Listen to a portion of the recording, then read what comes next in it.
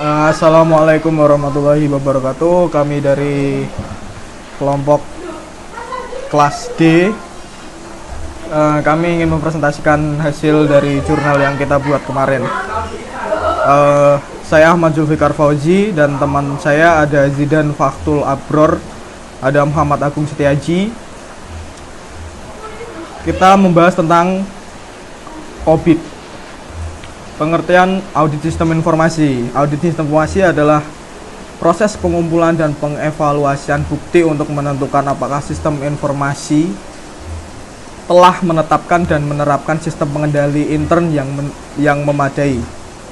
Semua aset yang dilindungi dengan baik dan tidak disalahgunakan serta terjaminnya integritas data, keandalan serta efektivitas dan efisiensi penyelenggaraan sistem informasi berbasis komputer. Lalu pengertian COVID. COVID sendiri adalah tools yang dapat digunakan untuk audit sistem informasi. Konsep kerangka kerja COVID dapat dilihat dari 3 sudut pandang, yaitu kriteria informasi. Terima kasih. Saya di sini melanjutkan dari keterangan yang disampaikan Mas Fauzi tadi. Ya, di sini saya akan menjelaskan tentang jurnal pertama.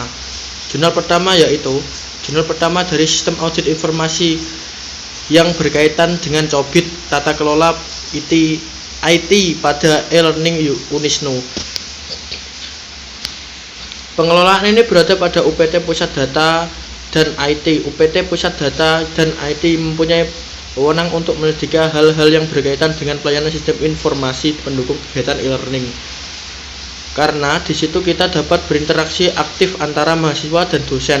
Akan tetapi, keberadaan e-learning itu patut diaudit agar di keberlanjutan prosesnya bisa berjalan secara efektif.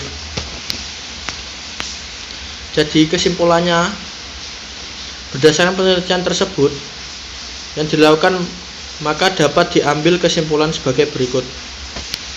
Proses audit sistem informasi terhadap e-learning yang berjalan di Unisnu Jepara dilakukan menggunakan standar framework COBIT 4.1 khusus pada domain deliver and support, khusus pada domain expert DS3. Yang kedua, hasil tingkat kematangan atau immaterial level pada implementasi e-learning sudah terukur dan terintegrasi atas proses yang berlangsung analisa gap antara kondisi yang diharapkan dan kondisi saat ini rata-rata adalah 0,6. Dengan rekomendasi pembukaannya ditekankan pada peningkatan keamanan sistem dan diberikan pelatihan sosial yang lebih intens agar keberlangsungan e-learning dapat maksimal.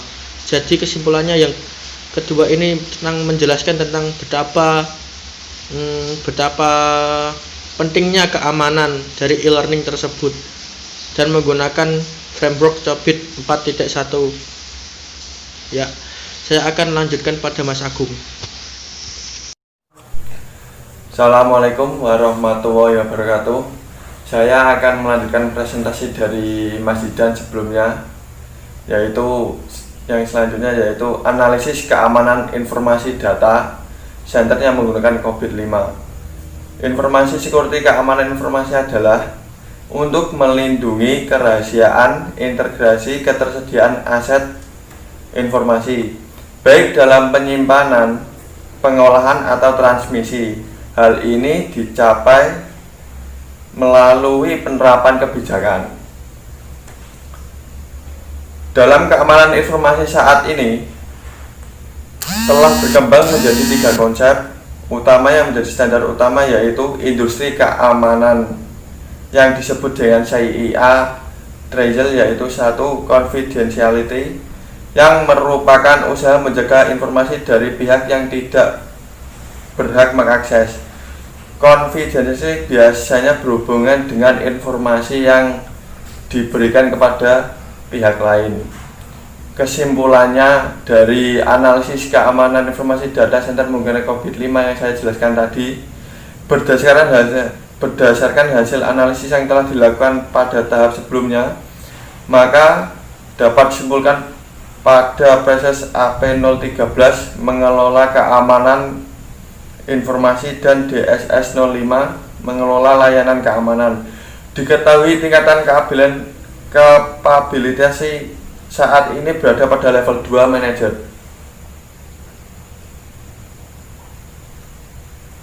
Layanan keamanan diketahui tingkat kapasitas saat ini berada pada level 2 dengan nilai kapabilitas masing-masing 1,54 dan 1,70, yaitu proses telah dijalankan, dikontrol, dikelola dengan monitor yang direncanakan berdasarkan dengan rencana kerja organisasi.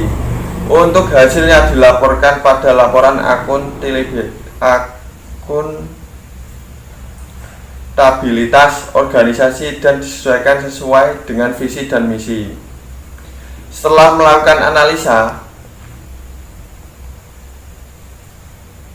keamanan informasi data center tabel 4 dan 5 pada proses AP013 mengelola keamanan informasi dan DSS 05 mengelola layanan keamanan, diketahui tingkat kapabilitas saat ini berada pada level 2 manage proses, maka ditetap nilai kapabilitas yang harus dicapai saja berada di level 3.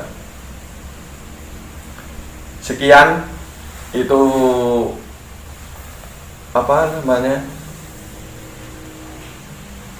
yang terakhir dan penutup.